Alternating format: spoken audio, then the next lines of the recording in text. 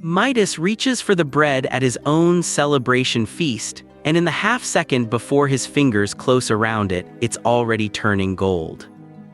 You've done this before in a smaller way. Wished for a number to go up, a bank balance, a follower count, a promotion, without ever picking the number where it would stop. Midas got exactly what he asked for. Nobody warned him a wish needs an edge. He wasn't punished for greed. He was punished for asking for something that had no natural limit, and by the end of this, it's worth checking which of your own wishes doesn't have one either. It started with an old man asleep in a garden. Midas's servants found Silenus, the elderly satyr who had raised the wine god Dionysus himself, tangled in rose bushes, garlanded in flowers, dead drunk, separated from Dionysus's traveling party. Instead of turning him out, Midas recognized who he was looking at and did the opposite. 10 days of feasting, music, and hospitality, with no idea yet what it was worth. On the 11th day, Midas personally walked the old man back to Dionysus, and Dionysus, thrilled to have his old companion returned safely, offered Midas anything he wanted. One wish, no conditions. Midas didn't hesitate. Let everything I touch turn to gold. For about an hour, it was the best wish anyone had ever made. An oak branch, gold. A stone, gold. An apple pulled straight from the tree, gold in his palm before he'd even smelled it. Then he sat down to eat. Bread turned to metal against his teeth. Wine solidified into something he could no longer swallow. Meat went hard and cold and yellow in his hand. The wish didn't pause for dinner. It didn't know what dinner was. It only knew touch.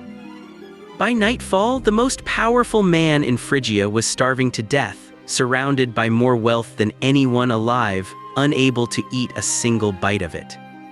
This is where most retellings stop, or worse, they add a detail that doesn't belong to the ancient myth at all.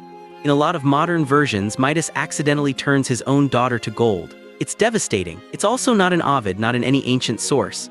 That detail was invented in 1852 by an American writer for a children's book.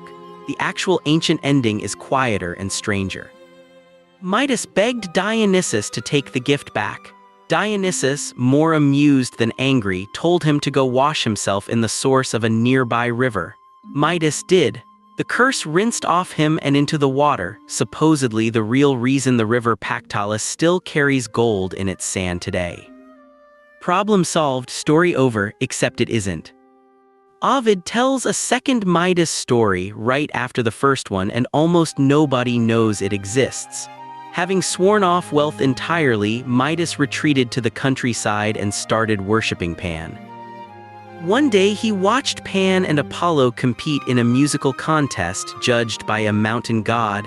The judge ruled for Apollo. Everyone agreed it was the right call, everyone except Midas.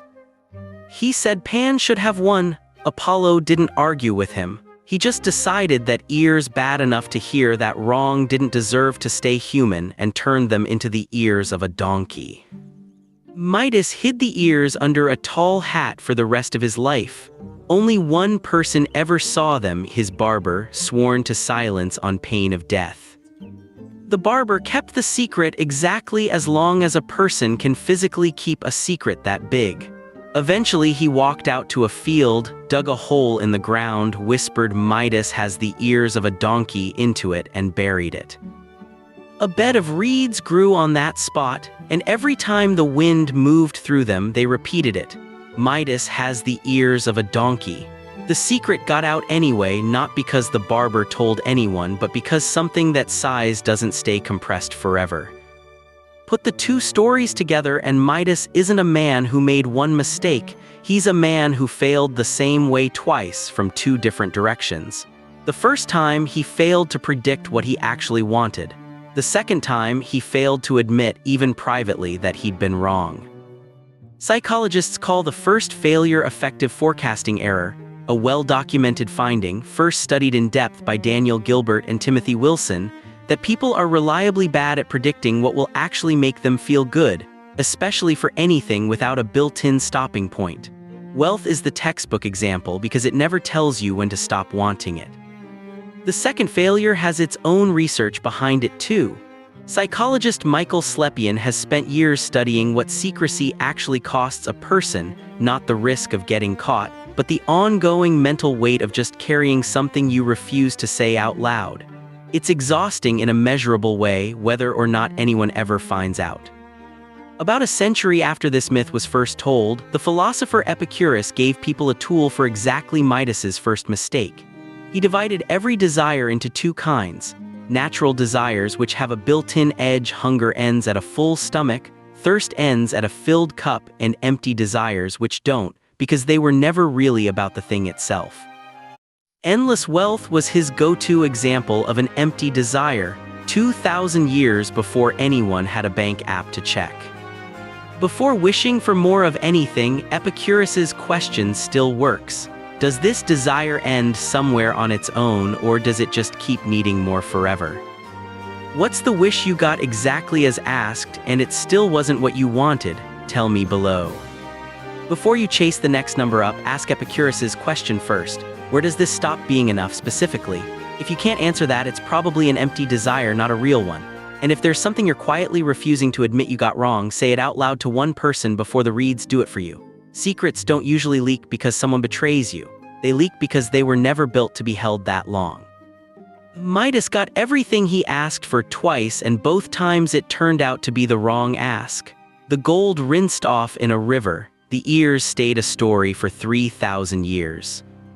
If you like stories that become uncomfortable once you realize they're about you, subscribe. That's what we do here. Midas nearly starved, surrounded by everything he'd ever wanted. The next myth is about a man who got one more chance at the only thing he actually wanted back and couldn't stop himself from turning around to check it was real. His name was Orpheus.